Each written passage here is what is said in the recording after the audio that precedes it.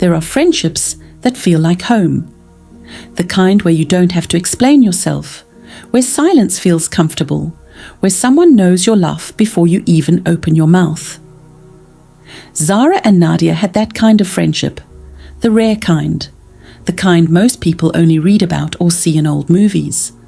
But somewhere between ambition, a man, and a secret that should never have been kept, one of them decided that friendship wasn't worth more than what she wanted, and what she wanted destroyed everything. This is the story of Zara and Nadia, and it does not end the way you think it will.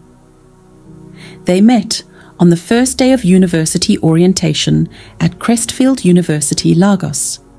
Two girls from completely different worlds who somehow found each other in the chaos of hundreds of students flooding the campus gate. Zara was from a modest family in Surulere. She was quiet, focused, and carried herself with a kind of calm dignity that made people stop and look twice. She had big brown eyes that saw everything, and a soft voice that somehow always said the right thing.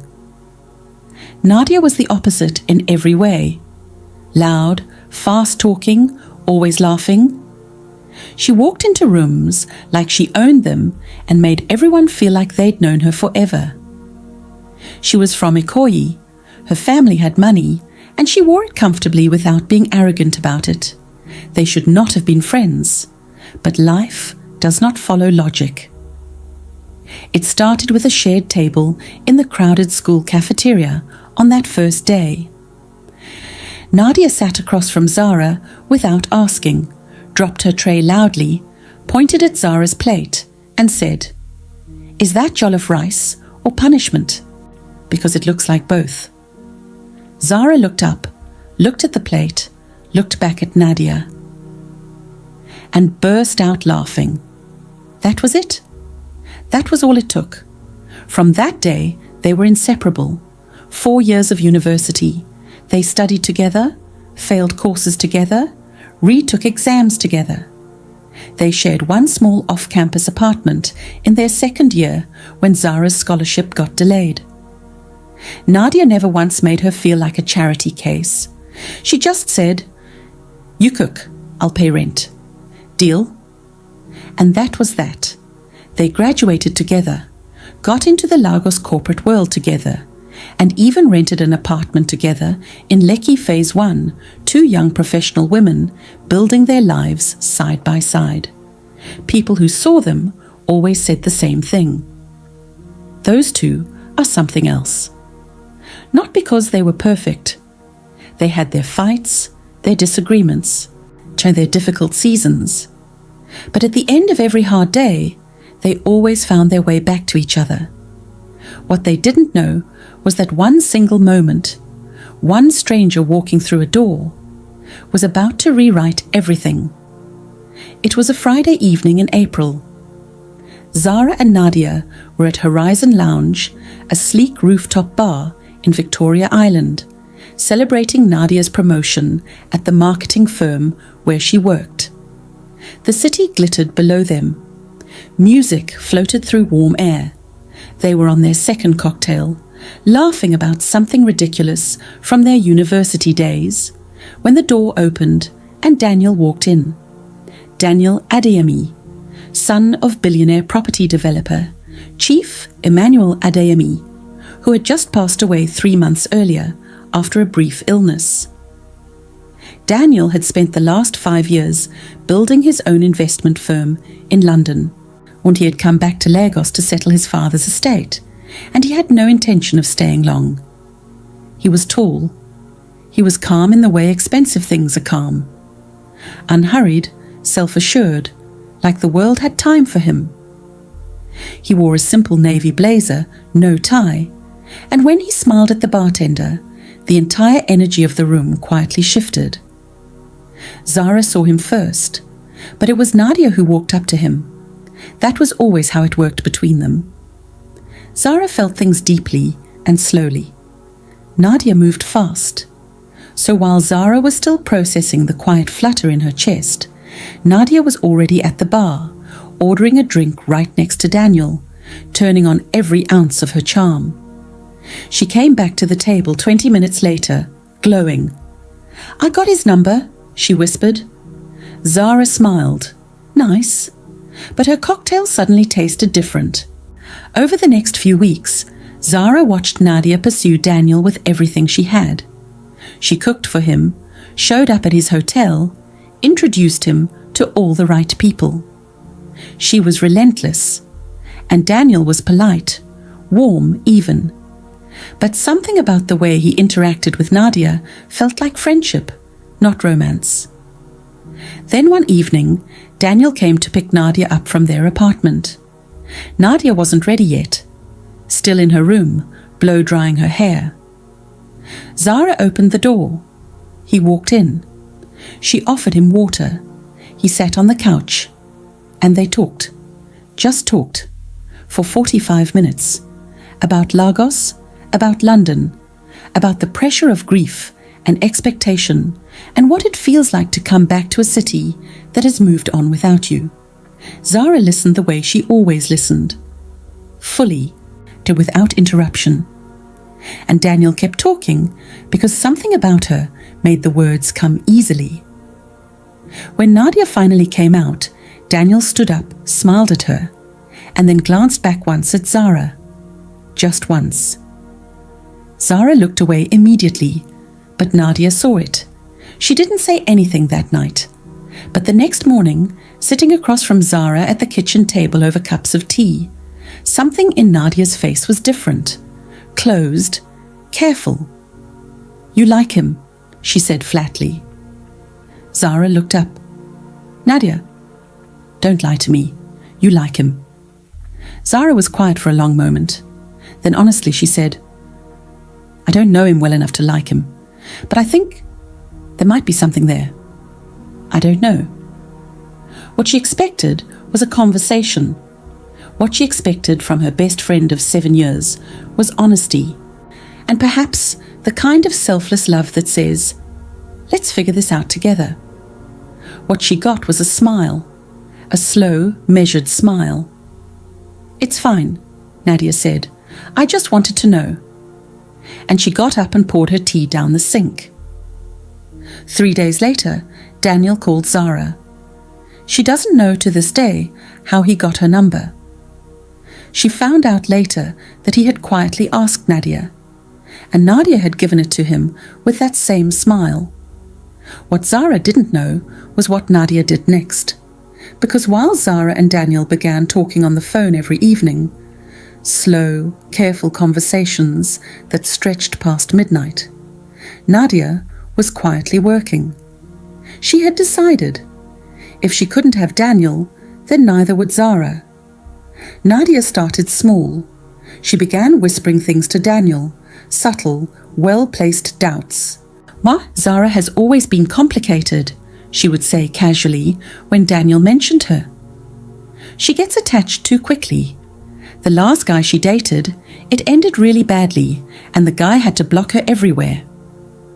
All lies, all delivered with the calm authority of someone who had known Zara her whole life.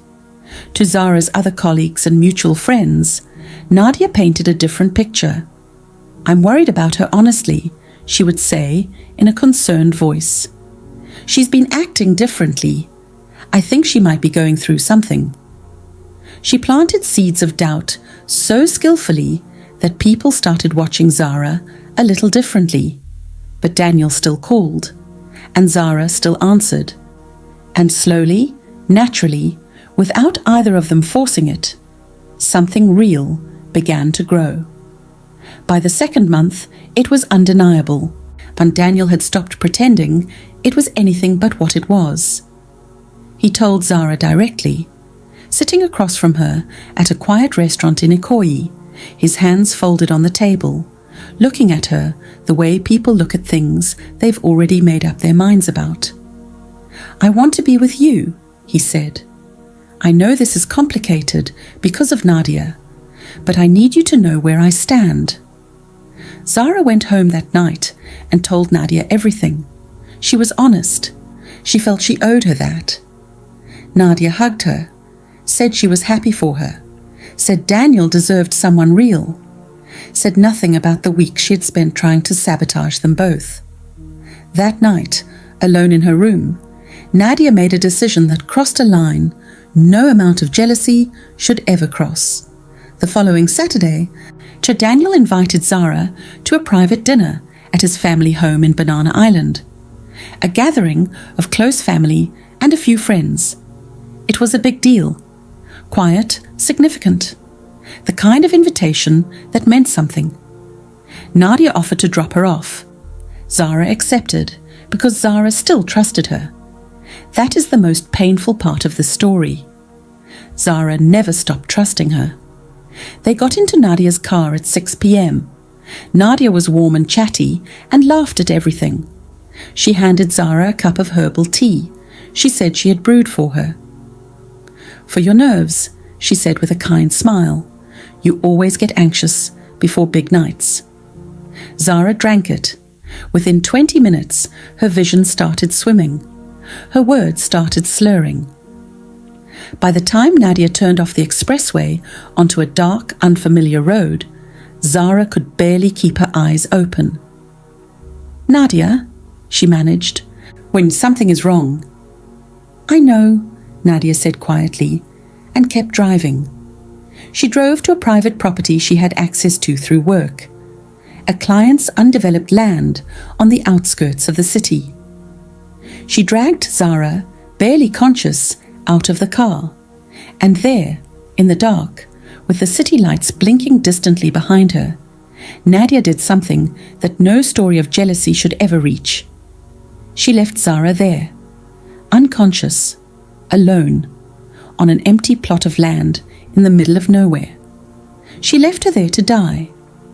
Then she drove back to the city, checked her lipstick in the rearview mirror, and called Daniel. "I don't know what happened," she said, her voice breaking perfectly. "Zara said she wasn't coming tonight. She said she changed her mind about you. I tried to talk to her, but she wouldn't listen. I'm so sorry. Daniel?" Daniel spent that night calling Zara's phone. No answer. It had fallen from her pocket somewhere on that dark land, and the battery had died in the grass. By Sunday morning, when Zara had not come home and her phone was still unreachable, her elderly mother in Surulere started calling everyone. By Sunday afternoon, her office colleagues were worried. By Sunday evening, Daniel filed a missing person report with the police, refusing to accept the story Nadia had told him. Nadia, meanwhile, performed grief like it was an Olympic sport. She sat in their apartment crying, posting heartbroken captions on social media, organizing a search party, calling Zara's name at every gathering. She was the loudest voice in every room, the first to break down, the most visibly shattered. And Daniel, grieving, confused, desperate, somehow ended up leaning on her. That was exactly what she had planned. Weeks passed. Zara was found alive, barely, by a security guard doing a routine check on the property. She had survived on rainwater and had crawled to the edge of the fence before collapsing. She was rushed to the hospital severely dehydrated and disoriented, but alive. When she woke up, she didn't immediately remember everything. The drug Nadia had used had created patches of memory loss. She knew something had happened, but couldn't piece together the full picture. And Nadia was the first person by her bedside when she opened her eyes, holding her hand, crying, saying, "I was so scared. I'm so glad you're okay." Zara looked at her best friend and felt in that moment nothing but relief. She still didn't know, but the body knows things the mind takes time to catch up to. Over the weeks of Zara's recovery, Nadia had moved deeper into Daniel's life. She was always there, cooking, organizing, managing. She had told him a version of events that painted Zara's disappearance as a voluntary breakdown, a mental health crisis, something Zara herself needed to own when she recovered. Daniel, torn and confused, kept a careful distance from Zara at Nadia's subtle suggestion. And then Nadia told him she was pregnant. Daniel went cold. He was not in love with Nadia. He had never been. But in Azira, in Lagos, in any city in this world, a child changes the calculation. His family was already watching. His late father's associates were already asking questions about the estate. He felt the walls closing in. He didn't run, but he didn't celebrate either. And Nadia felt it. For the first time since she had set this plan into motion, she felt the sharp edge of what she had actually done. Because the man was right there, physically present, and completely emotionally absent. Daniel moved through their shared space like someone waiting to wake up from a dream that had taken a wrong turn. Then the nightmares started. They started small, just faces. Zara's face, specifically. The way she looked right before she lost consciousness in that car. Eyes wide, confused, trusting. Then they became vivid. Nadia would dream she was in a hospital corridor, running, and every door she opened led back to the same room. And in the room, Zara sat upright in a hospital bed, completely still, watching her with an expression Nadia couldn't name. Not anger, not sadness, just knowing. Every single night. Nadia stopped sleeping. Her appetite disappeared. She began losing weight even as her belly grew. Dark circles deepened under her eyes. She snapped at people. She began crying without reason in the middle of conversations. Daniel noticed. He said nothing. Back across the city, Zara was healing and remembering. It came back in pieces. The taste of the tea, the way the road had changed. Nadia's voice saying, "I know," when Zara said something was wrong. One morning, sitting in her childhood bedroom in Surulere, it clicked into place completely. And Zara sat very still for a long time. She did not scream. She did not call the police immediately. She was too quiet for that.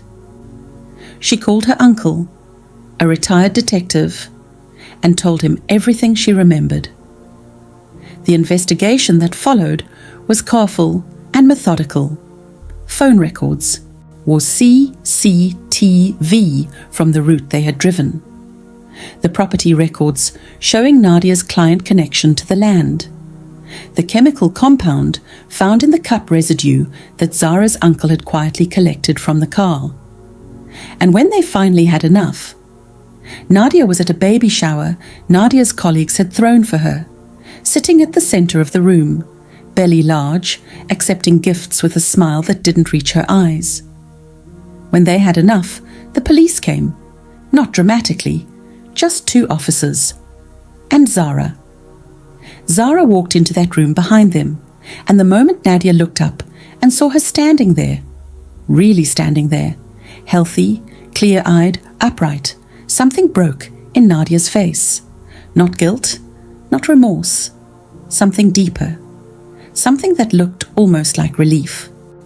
Like a person who has been running for so long that the moment of capture feels like permission to stop. The baby shower went completely silent. Nadia stood slowly. Her hands were shaking.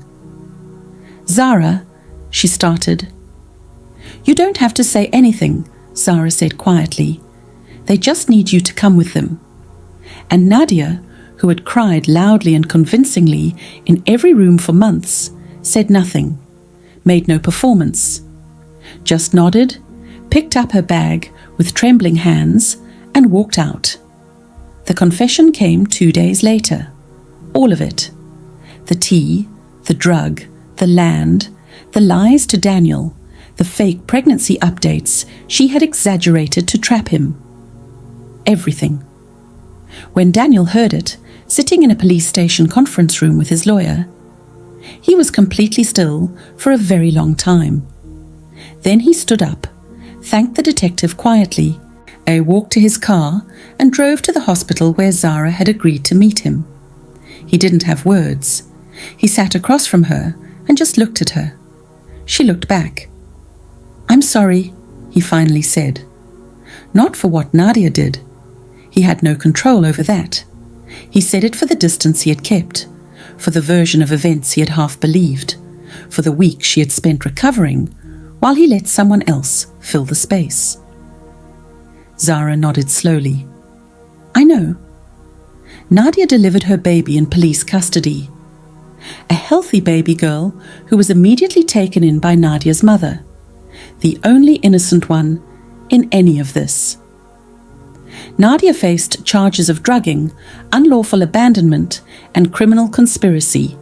She was sentenced to 7 years. On the day of sentencing, as she was led out of the courtroom, she turned once and looked at Zara sitting in the gallery. And for the first time in all of this, past all the lies, the performance, the calculated destruction, Nadia's face simply crumbled. No strategy, no audience management, just the raw face of someone who finally understood the full weight of what they had traded away. Zara held her gaze for a moment, then looked away, not with hatred, with something harder to carry.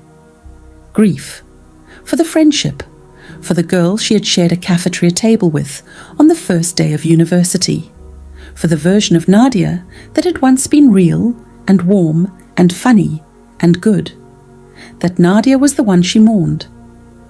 Daniel stayed in Lagos. He and Zara did not rush anything. They took it slow, carefully, honestly, with all the weight of what had happened, sitting openly between them.